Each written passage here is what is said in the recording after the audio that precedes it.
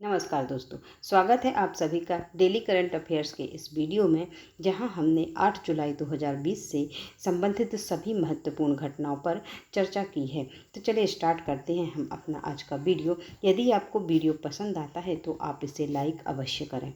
हमारा पहला प्रश्न है कि जुलाई 2020 में लाइफ टाइम ऑस्कर विजेता एनिनियो मोरिकन का निधन हो गया है। वह किस देश से हैं? फ्रांस, पोलैंड, इटली या फिर जर्मनी? तो जो एनिनियो मोरिकन हैं वो हैं इटली के। कहाँ के हैं? इटली के। जो इनका जो जुलाई 2020 में इनका क्या हो गया है? निधन। एनिनियो मोरिकॉन का निधन हो गया है और ये इतालवी यहाँ के संगीतकार हैं और उनका कार्यकाल दशकों तक चला और उन्होंने कई महत्वपूर्ण निर्देशकों के साथ कार्य भी किया और इन्हें ऑस्कर अवार्ड दिया गया। क्वेंटिन इनकी जो किस फिल्म के लिए इन्हें दिया गया? Quentin Tarantino's the Hateful Eight. इस फिल्म के लिए इन्हें क्या दिया गया था? ऑस्कर अवार्ड दिया गया था।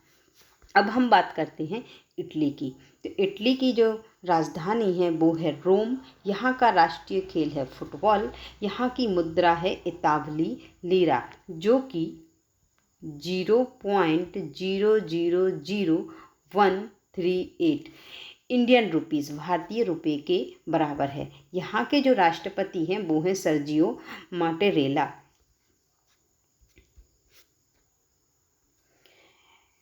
वर्ष 2020 के लिए नवीनतम सतत विकास सूचकांक सस्टेनेबल डेवलपमेंट गोल्स में पहला स्थान किस देश को प्राप्त हुआ है? नॉर्वे, स्वीडन, फिनलैंड या फिर जर्मनी? तो जो पहला स्थान प्राप्त हुआ है वो हुआ है स्वीडन को। इसमें पहला स्थान प्राप्त किया है स्वीडन ने। 2015 में जो संयुक्त राष्ट्र महासभा है, इसने अपने सदस्य देशों के साथ मिलकर के क्या किया था? 17 लक्ष्यों को निर्धारित किया था। सभी 193 देशों ने, जो सदस्य देश हैं, इनने क्या किया था? 17 लक्ष्यों को निर्धारित किया था, जिन्हें कहा गया है SDG, सस्टेनेबल डेवलपमेंट गोल्स। तो इन्हें जो ये लक्ष्य हैं, इन्हें प्राप्त करने के लिए एक निर्धारित समय रखा गया 2030 तक, कि 2030 तक ये सारे लक्ष्य प्राप्त कर लिए जाएं। तो इन लक्ष्यों को प्राप्त करने में जो पहला देश है वो कौन सा हुआ? स्वीडन। स्वीडन ने पहला स्थान प्राप्त किया है। जो स्वीडन है, जो देश है, ये यूरोप महाद्वीप के उत्तर में स्कैंडिनेविया प्रायद्वीप में स्थित एक देश है और इसकी राजधानी क्या है? स्टॉकहोम। और यहाँ की भाषा है जो स्वीडिश है। यह एक संवैधानिक और गैर लोकतांत्रिक राजतंत्र है। स्वीडन के जो उत्तर पश्चिम में नॉर्वे, पूर्व में फिनलैंड और दक्षिण में डेनमार्क स्थित है। जो ये SDG सस्टेनेबल डेवलपमेंट गोल्स हैं, जो इसमें जो पहला स्थान तो स्वीडन ने प्राप्त किया है, दूसरा स्थान है डेनमार्क का, नॉर्वे का छठवां, फिनलैंड का तीसरा स्थान है। हमें याद रखना है भारत का कौन सा स्थान है? 117वां स्थान है भारत का। हाँ, जो 17 लक्ष्य हैं उसमें कुछ महत्वपूर्ण लक्ष्य रखे गए थे, जैसे कि गरीबी को समाप्त करना, भूखमरी को समाप्त करना, गुणवत्तापूर्ण शिक्षा होनी चाहिए, लैंगिक समानता होनी चाहिए। इस प्रकार के 17 लक्ष्य रखे गए थे, जो 2015 में जो सभी देशों ने मिलकर के ये लक्ष्य निर्धारित किए थे। निम्न में से किस केंद्र शासित प्रदेश ने जुलाई 2020 में एक mission organic development initiation Modi launch किया है? दिल्ली ने, जम्मू कश्मीर, लद्दाख या फिर चंडीगढ़ ने? तो ये जो मिशन है ऑर्गेनिक डेवलपमेंट इनिशिएटिव, ये लॉन्च किया गया है लद्दाख के द्वारा। जो ये मिशन लॉन्च किया गया है, ये लद्दाख में वहाँ की जो ज़मीन है एक प्रकार से बंजर है, कम उपजाऊ है, तो वहाँ की ज़मीन को उपजाऊ बनाने के लिए वहाँ अगले 5 वर्षों के अंदर, लद्दाख में 5 वर्षों के अंदर उसको जैविक प्रदेश बनाया जाएगा। क्या बनाया जाएगा? जैविक प्रदेश। जो लद्दाख है वहाँ के उपराज्यपाल हैं RK माथुर। लद्दाख और ग्रीन हाउस प्रोजेक्ट के मिशन ऑर्गेनिक डेवलपमेंट इनिशिएशन को लॉन्च किया RK माथुर ने, उपराज्यपाल। 2019 में LAHDC लेह के द्वारा शुरू की गई परियोजना मोदी जैविक उत्पादन को किसानी उत्पादन प्रणाली में पेश करने के लिए एक विकास परियोजना है, जिसके द्वारा लद्दाख को जैविक प्रदेश बनाया जाए। इसे लेह और कारगिल जिलों के विभिन्न ब्लॉकों में 3 चरणों में लागू किया जाएगा। कॉन्फ्रेंसिंग ऐप जियो मीट किसके द्वारा लॉन्च किया गया है? जो जियो मीट ऐप है किसके द्वारा? सैमसंग, एयरटेल, आइडिया या फिर रिलायंस। तो जो जियो मीट ऐप है ये किसके द्वारा लॉन्च किया गया है? ये किया गया है रिलायंस के द्वारा।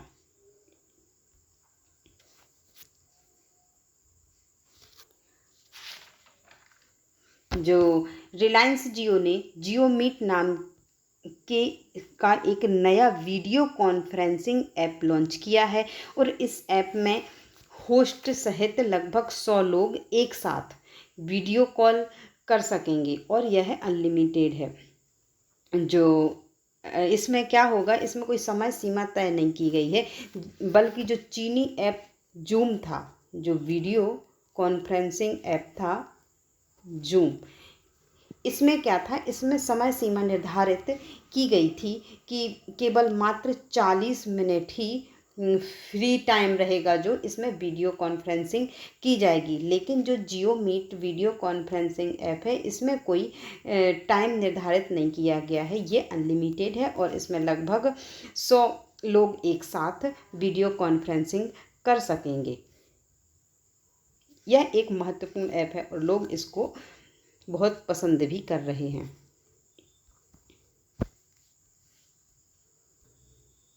भारतीय सेना द्वारा कोरोना को हटाने के लिए कौन सा अभियान चलाया जा रहा है? तो जो ऑपरेशन नमस्ते, ऑपरेशन मदद, ऑपरेशन सूर्या होप या ऑपरेशन ऑल आउट।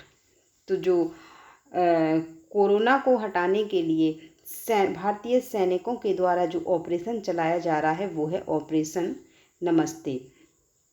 जो ऑपरेशन मदद है ये चलाया गया था, हाँ, केरल में बाढ़ पीड़ितों के लिए। और जो ये सूर्या होप है ये चलाया गया था उत्तराखंड में जब बाढ़ आई थी उसके लिए, लेकिन भारतीय सैनिकों के द्वारा ही चलाया गया था और ये जम्मू कश्मीर में चलाया गया था। ऑपरेशन नमस्ते जो कोरोना को हराने के लिए भारतीय सेना ने कौन सा अभियान शुरू किया है? ऑपरेशन नमस्ते। और जो आर्मी चीफ हैं मुकुंद नरवणे ने इसकी जानकारी दी और देशवासियों की मदद करने के लिए सेना की ओर से 8 क्वारंटाइन सेंटर स्थापित किए गए हैं और इन्होंने हेल्पलाइन नंबर भी जारी किया है और जो ये सैनिक हैं लोगों की मदद करने के लिए आगे आ रहे हैं। हाल ही में किस देश की परमाणु संयंत्र में आग लग गई है? किस देश के? इराक, इजराइल, ईरान या फिर अमेरिका। तो जो ईरान का परमाणु संयंत्र है यहाँ पर हाल ही में आग लग गई थी। हाल ही में ईरान की नतांज परमाणु संयंत्र या सुविधा में आग लगने से एक महत्वपूर्ण क्षति हुई है।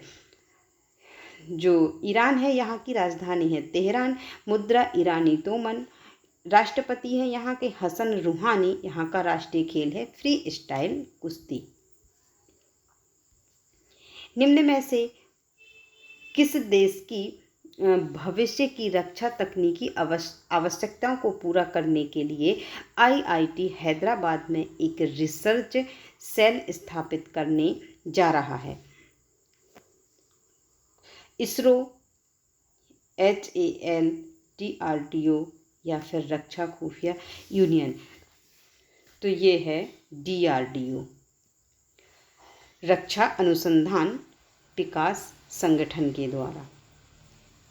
DRDO देश की भविष्य की रक्षा तकनीकी आवश्यकताओं को पूरा करने के लिए आईआईटी हैदराबाद में एक रिसर्च सेल स्थापित करने जा रहा है। 3 जुलाई 2020 को इस संबंध में एक समझौता ज्ञापन पर हस्ताक्षर भी किए गए। जो DRDO है, DRDO Defence Research and Development Organisation, रक्षा अनुसंधान एवं विकास संगठन, इसकी जो स्थापना है, इसकी स्थापना 1958 में की गई थी और इसका मुख्यालय नई दिल्ली में है। और इसके जो चेयरमैन हैं वो हैं G सतीश रेड्डी। कौन है? G सतीश रेड्डी इसके चेयरमैन हैं।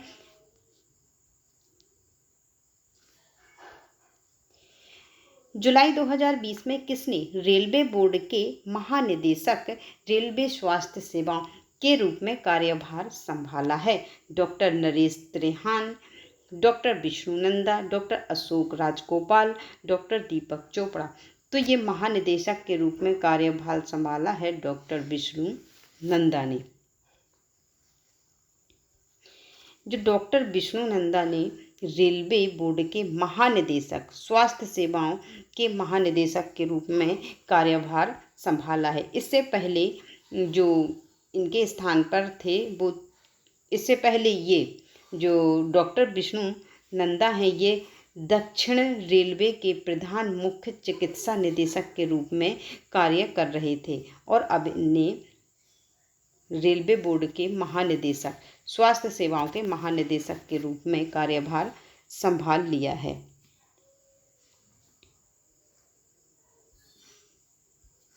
किस राज्य ने राज्य में सभी यात्रियों के लिए ई पंजीकरण की प्रक्रिया 6 जुलाई से अनिवार्य कर दी है? ये किसने किया है? हरियाणा, पंजाब, गुजरात या फिर बिहार? तो ये किया गया है पंजाब सरकार के द्वारा।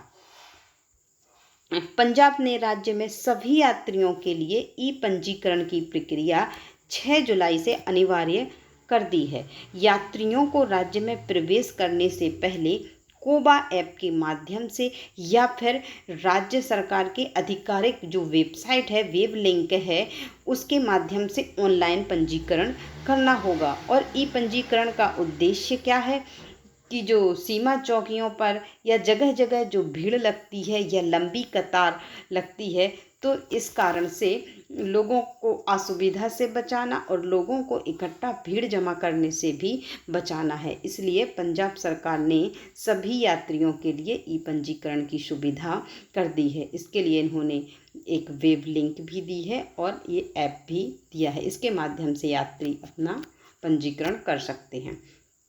कर्नाटक में किस सरकार में एक आयुर्वेदिक डॉक्टर गिरिधर काजे हैं, इन्होंने कोविड-19 के इलाज के लिए आयुर्वेदिक दवाओं का नैदानिक परीक्षण किया है? मंगलोर, बेलगाम, बेंगलुरु या फिर हुबली? ये हैं बेंगलुरु के। जो गिरिधर काजे हैं वो कहाँ के हैं? बेंगलुरु के।